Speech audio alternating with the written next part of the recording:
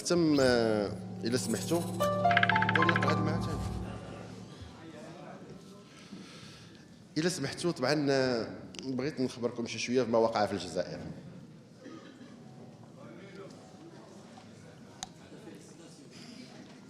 ولكن قبل ان نهضروا على الجزائر انا عندي رساله لكم ومن خلالكم لجميع المغاربه من اخوانكم الجزائريين. قالوا لي بالحرف الجزائريين اللي اخوان اللي بالمناسبه رحبوا بنا ترحاب اخوي كبير، وكما قلت وما كانش محاباه، كانت فرحه اللقاء وفرحه العناق مع الشعب الجزائري. الناس اللي جلسنا تقريبا اسبوع، الناس اللي قابلناهم، اقسم بالله لو بدون استثناء ناس ابانوا على كل الحب والتقدير، ماشي لنا ولكن لكم كمغاربه من خلالنا.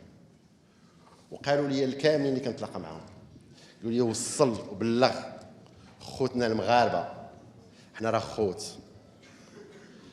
خوت. لا دابا خوا كلامهم، دابا خليني نقول انا بطريقتي. هذيك خوا ما بقاتش عندها معنى، لان تفقدات، يعني تفرغات من المحتوى ديالها، حيت كيقولوا خوا كنمشيو كنشوفوا شي حوايج اخرين لا علاقه لهم بالخوا. هادو قول لهم حنا خوت. فاش تستعملوا حنا خوت تستعملوا الكلام ديالنا. وقال داك الشيء اللي كيتسمعوا في مواقع التواصل الاجتماعي لا يمثلنا، حنا بريئين منه. وداك الشيء اللي كتشوف في مواقع التواصل الاجتماعي هي زرع البلبله وزرع الحقد والكراهيه ما بين الخوت خدمه لاجندات معينه.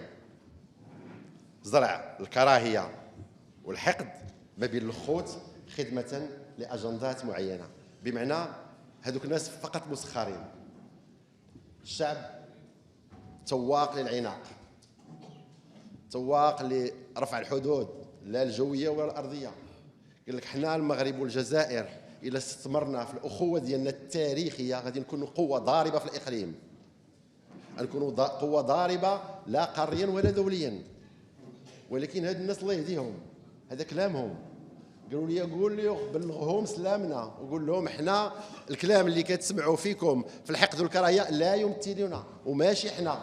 لذلك هذه دعوه لكم ومن خلالكم ايضا، اننا اليوم في يد السياسه الجديده ديالنا اليوم، وشعارها هو سعفني نسعفك، كما قال الدحمان الحراشي، سعفني نسعفك.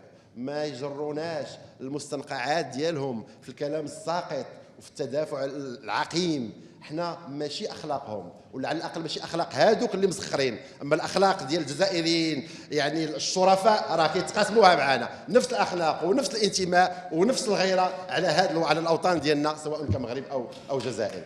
طبعا اسمحوا لي كنت حريص نوصل هذه الرساله لانهم قلدوني بها، والله العظيم الا قلدوني بها. قال لي وصلها. طبعا كما شفتوا كانت واحد السيده خذت واحد الموقف، ماشي حتى موقف قديم، يعني لقات واحد التصريح. اخوان على مستوى الوفد تقلقوا طبعا لان كاين مس بالوطنيه ديالنا وبالوحده الترابيه ديالنا، ولكن حنا اثرنا ان ما غادي نغيروا المقاربه، وغادي نخليو فاش غتجي المناسبه غادي يكون الرد. طبعا المخرجات والغريب في الامر ان هذه السيده هذه خرجت مباشره بعد انتهاء الاشغال ديال المؤتمر. اش كتقول؟ تثمن مخرجات اللقاء والبيان شنو فيه؟ ادانه المؤتمر الاسلامي لقرار الاتحاد الاوروبي ضد المغرب، والاشاده ببيت مال القدس اللي كيترأس سيدنا الله ينصر.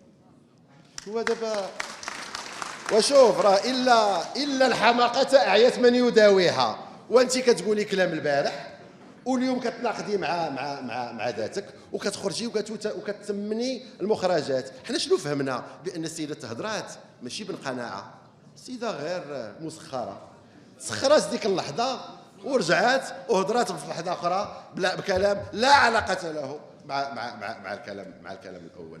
فالحمد لله كان حضور للوفد المغربي، وهذه مناسبه نشكر جميع الاخوان والاخوات اللي حضروا على الوفد المغربي على البرلمان بغرفته. ونزيدكم المغرب خلال هذا المؤتمر انتخب عضو اللجنه التنفيذيه اللي كانوا فيها الاشقاء الجزائر، وما خرجوا وحنا جينا بلاصتهم. هذا ايضا يعني كيمثل يعني الحضور القوي اللي كان الوفد المغربي. طبعا كان لقاء ايضا على هامش يعني المؤتمر. تلاقينا مع واحد المجموعه ديال الاخوان والاخوات اللي هما كيمثلوا برلمانات عربيه واسلاميه، ووقفنا على المستجدات ديال والموقف ديال البرلمان الاوروبي تجاه المغرب. ونقدر نقول لكم يعني البرلمان العربي صدر البلاغ ديالو ادانه، ولكن اليوم في هذا التجمع الاسلامي يعني راه فاش كنقول راه ماشي غير العرب، راه كاينه دول اخرى ماشي عربيه ولكن مسلمه، وفعلا ابانت ايضا على الدعم ديالها. وكانت مناسبه ان شرحنا بان هذا قرار اولا نعتبرناه يعني حشر الانف والانوف في يعني مواضيع سياديه في مؤسسات سياديه. لماذا؟ لان هذا القرار ما تبناش على واحد المجهود او واحد البحث او واحد التقرير اللي قام به البرلمان الاوروبي او الاتحاد الاوروبي، وانما هادو كما تفضل السيد الرئيس هادو يعني جمعيات ما رسميه ما حكوميه كتبات داكشي اللي كتباتو وعطاتو التيارات سياسيه داخل البرلمان الاوروبي معاديه. وعلى راسها اليوم راكم عرفتوا شكون اللي دار الحمله، راه المجموعه اللي يعني الفرنسيه داخل البرلمان الاوروبي. يعني ما قصروش يعني نعبئوا، بل اكثر من هذا وذاك، انه ماشي فقط كانوا حطوا او صوتوا، بل كانوا يعبئون باش فعلا التصويت يكون ضد المغرب. اذا المشكل اليوم ما عندناش فقط مع البرلمان الاوروبي، اليوم كنشوفوا بان فعلا كاينه الشريك الاقتصادي مبدئيا اللي هي فرنسا، وشفنا بان فعلا الحضور ديالها اللي كان في هذا الاتجاه هو ما اعتبرناه يعني لا قانونيا ولا اخلاقيا شيء مقبول.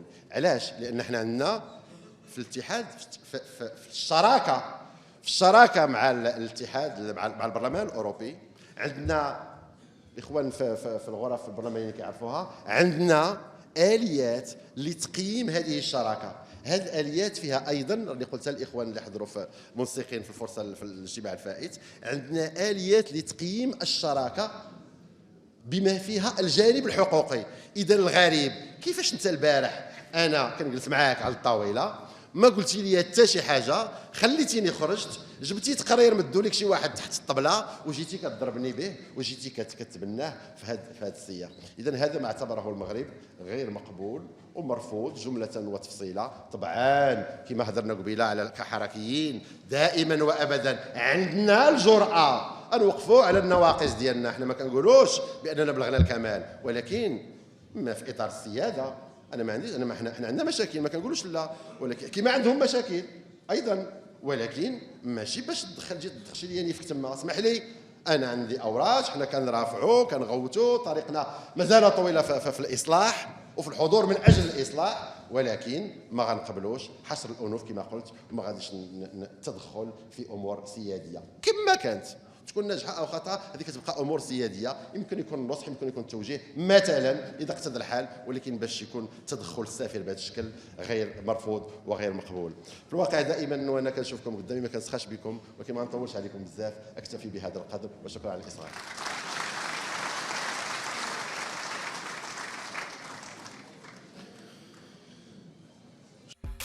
وما تنسوش تابوناو معنا فلاشين وتتابعونا على مواقع التواصل الاجتماعي.